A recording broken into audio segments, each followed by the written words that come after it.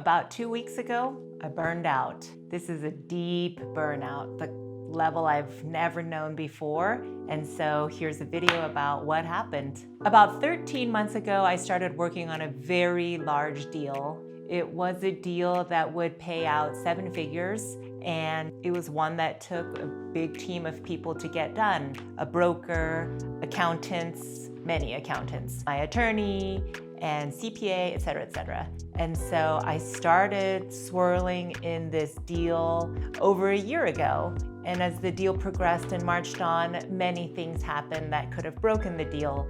But with a A+ team and effort, we saved the deal. It even grew in size from when we first engaged the marketplace. So it was heavy. It was heavy, and all along I was running the business and growing our ad agency. The team had grown in size, so my responsibilities were all growing at the same time. When running a deal like this, life also happens. In the middle of running this deal, we decided to buy a house, the house that I'm sitting in now, and we remodeled it. And a remodel is nothing for the faint of heart. This kitchen behind me is brand new, and every single little detail had to be selected. So yeah, pressure is building, and I'm managing all of this. And I wasn't fully aware what it was doing to my nervous system, because as a high-performing individual, someone who grew up playing violin on the stage, performance feels natural. And so being called to perform and deliver more and more and more seemed okay. So meanwhile, I'm, putting heavier load on myself and my family, and wasn't really aware of the massive amount of things I was trying to accomplish. So good news is the deal closed. The deal closed about a month ago, and it should have been a very happy day. But instead, what I felt was almost nothing. And that is a sign, a huge sign of not only burnout, but just the reality of having to steel my nerves to protect myself from, the ups and downs of the deal itself. And having put on so many layers of armor in order to be strong enough to make it through the deal, I realized that I felt almost nothing.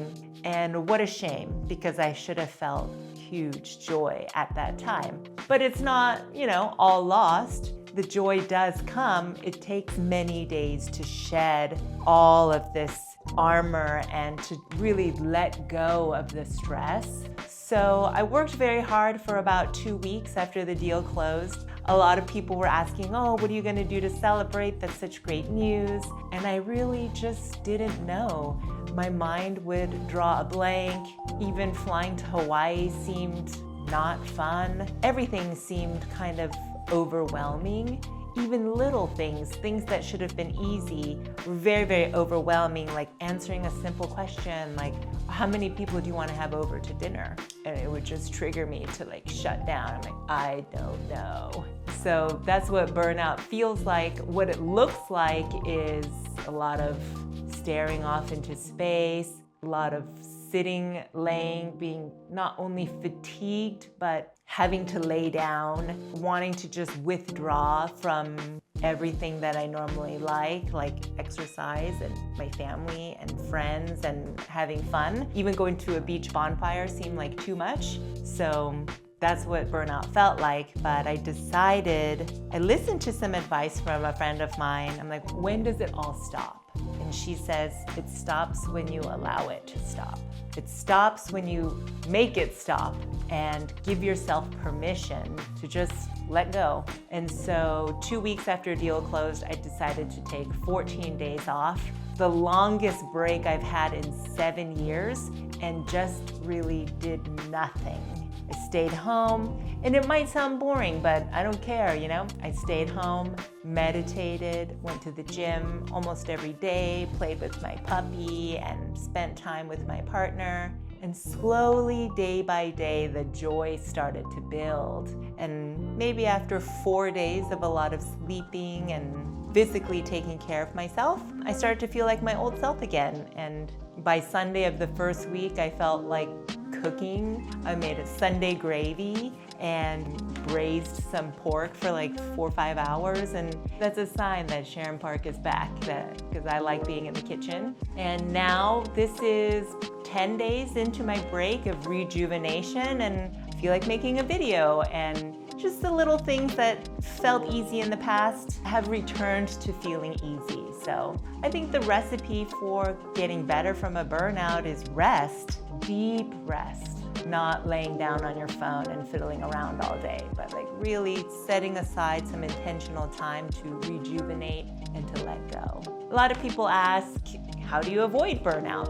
And I just don't think that's entirely possible in the world we live in today. I think, taking care of your health, reaching out to others, eating well, that's probably 70% of it, but life will throw curveballs and you cannot meditate that away entirely. Maybe Yoda can, but sadly my father passed away about a month before the deal closed, and there was really nothing I could have done to prevent, feeling sad and just devastated. And so I took a little bit of time off, but 13 months of momentum, I needed to close this deal. Some people may have, taken a bereavement leave, but I felt that I really wasn't able to at that time.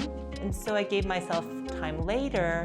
But yeah, can you completely avoid burnout as an entrepreneur? I would say no.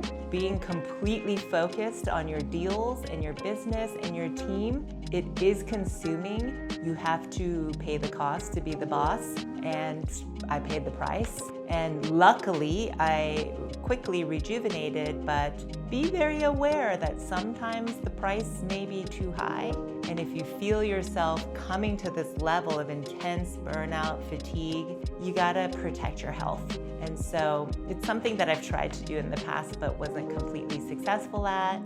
Other things could be helpful too. So put here in the comments below the things that have helped you through, immense pressure and work and life. I'd love to see it, and thanks for watching. Hey, if you liked this video and want to see more content like this, please like and subscribe. It helps us out a lot. Thank you.